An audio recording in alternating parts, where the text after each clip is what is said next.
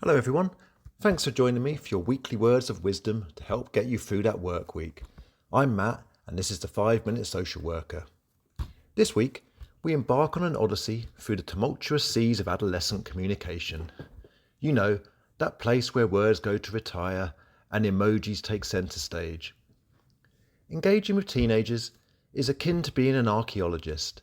You're digging through layers of, I don't know, fine, nothing, and the occasional monosyllabic mumble or grunt, searching for the ancient relics of genuine conversation.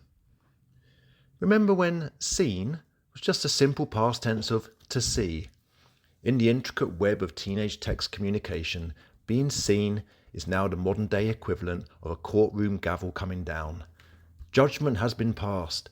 You've been acknowledged, but alas, not worthy of a reply. It's the digital cold shoulder, and it leaves you hanging in limbo.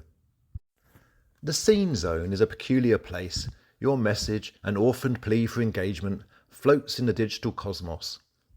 It's as if you've sent your message into a void, a black hole where words go to die.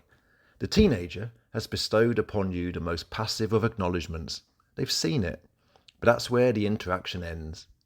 You find yourself entering a cycle of self-doubt, crafting follow-up messages in your head. Should you double text? Deploy an emoji? Perhaps send a gif of a cartoon character tapping its foot impatiently? Emojis, gifs and memes, the holy trinity of teen talk. I once received a meme from my son as a response to a serious question I asked him about how he was feeling. The meme I found myself staring at was a cartoon dog in a room on fire. That signalled to me that actually, this is fine. He responded with humour, and the fact he responded was a big win for me. Memes are the cave paintings of the digital age, aren't they? Each one a story, each gif a saga. I used to think the thumbs up emoji was universal for good job or that's great. My son put me right on that too. I've now worked out sending a thumbs up ranges from I acknowledge your existence to you're as outdated as normal TV. If you're going to try and communicate in memes, I recommend a teen translator. But let's be real, in the social work world, being just seen and not replied to is akin to the modern day ghost story. It's spooky, it's unsettling, and it leaves you with more questions than answers. What did they think? Are they crafting a thoughtful response? Or have they simply moved on to the next viral video, leaving your message to gather dust in the archives of read receipts? So what's the solution? It's not found in obsessing over those blue ticks or in deciphering the silence. It's about understanding that for teenagers, communication isn't always about the immediate back and forth.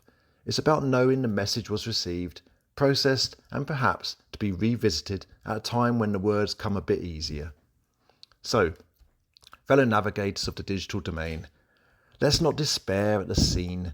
Instead, let's see it as a small but significant step in the dance of communication, a reminder that our words have reached their shore, even if the reply is delayed. Keep sending the messages, keep reaching out, and who knows, maybe one day, seen will turn into heard, and from there the dialogue will start to flow. The secret to this teenage odyssey isn't about mastering their language or cracking their codes. Sometimes the most profound thing you can do is simply show up. Be there, consistently and without judgment. Your presence is a silent promise that they're not navigating this labyrinth alone.